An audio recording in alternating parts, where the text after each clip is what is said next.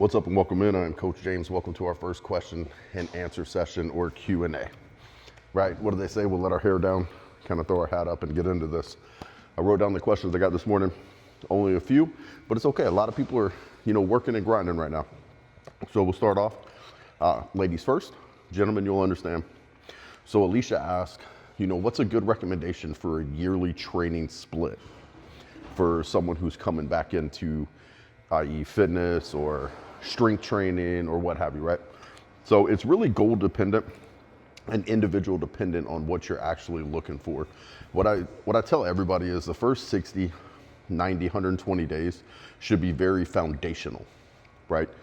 If you're not familiar with or know how to do or comfortable with compound movements, that should be the staple of your program.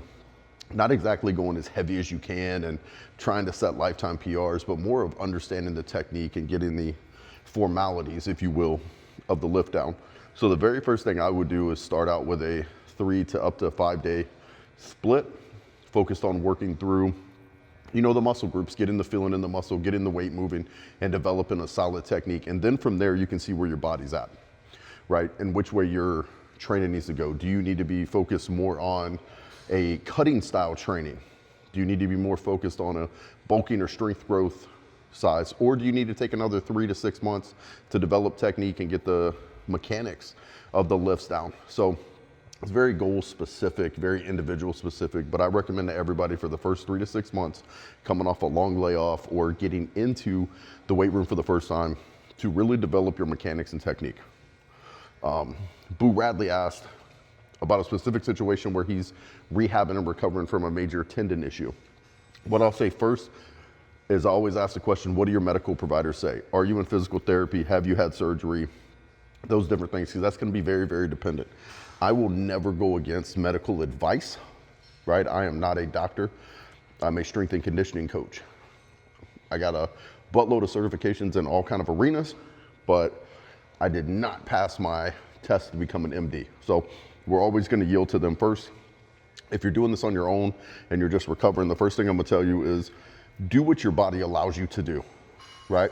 Do your normal training program, however it is or whatever it is that you're doing, but do it in a limited capacity on how much weight you're doing. Basically, at this motion right now, you want to work the tendon back into the groove, back into the functionality of being used.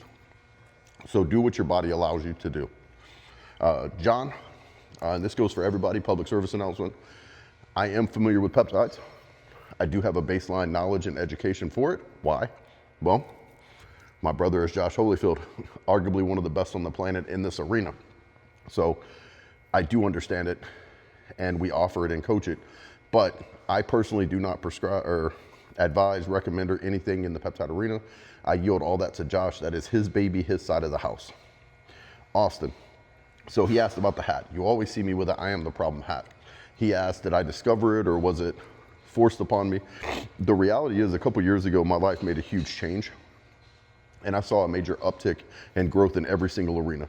And that only came due to the fact that I realized I am the problem in every situation, right? I don't have a single problem in my life, nor have I ever had a problem in my life that I wasn't the direct contributor to it.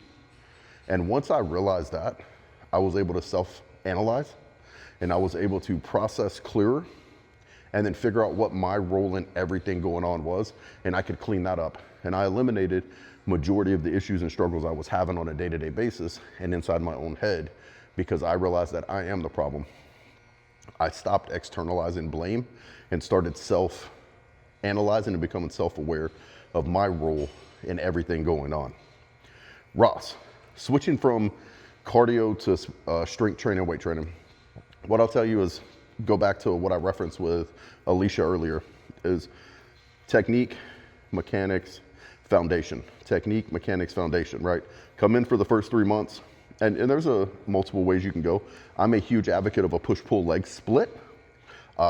Depending on your age, your medical limitations, your experience, push-pull legs may be too much for some people if I program it for you.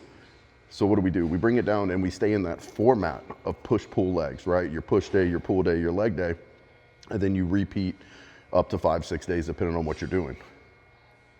Working inside of that arena, This is that time that you need to come in. It's not gonna be your heaviest all-time weights that you've lifted. You need to be focused on mechanics, technique, and foundation. Just like it is when you switch to that cardio-based training when you first started. You weren't able to go out and just click out 5 miles in 45 minutes or less in the Ranger Standard, right? You had to work up to it. Same thing with the weights, guys. Mechanics, techniques, and foundation.